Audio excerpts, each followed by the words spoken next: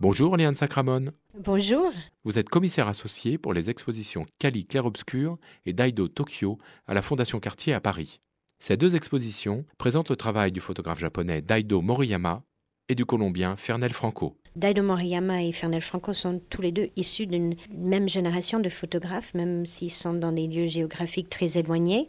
Moriyama est né en 1938 et Fernel Franco en 1942, et tous les deux sont issus d'une histoire assez traumatique de violence et de guerre. Et donc tous les deux, ils ont porté un regard sur l'environnement urbain. Daido Moriyama sur la ville de Tokyo et Fernel Franco sur la ville de Cali. Et ils se sont attachés finalement aux choses qu'on ne voit pas au quotidien, qui existent dans la ville mais qu'on ne voit pas.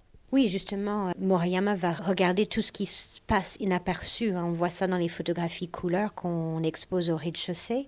Une chaussure laissée au bord d'un trottoir, des fils électriques qui s'entrelacent au-dessus des maisons. C'est très courant à Tokyo de voir cet entrelacement de fils électriques dans la ville.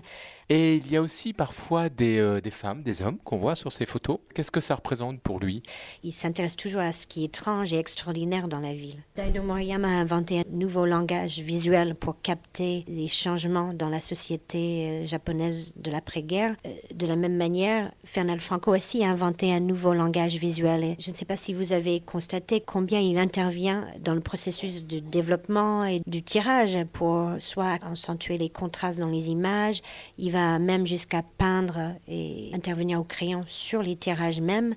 Et tout ça, c'était très très loin de la photographie documentaire qui prédominait en Amérique latine à l'époque. Quelque part, il dépassait cette tradition documentaire pour inventer un langage visuel qui se rapproche de la peinture, du cinéma, parce que Fernel Franco voulait être cinéaste à l'origine. Il aimait le film noir, le cinéma mexicain et le néoréalisme italien. C'était des sources très importantes pour lui. Merci Léane Sacramone.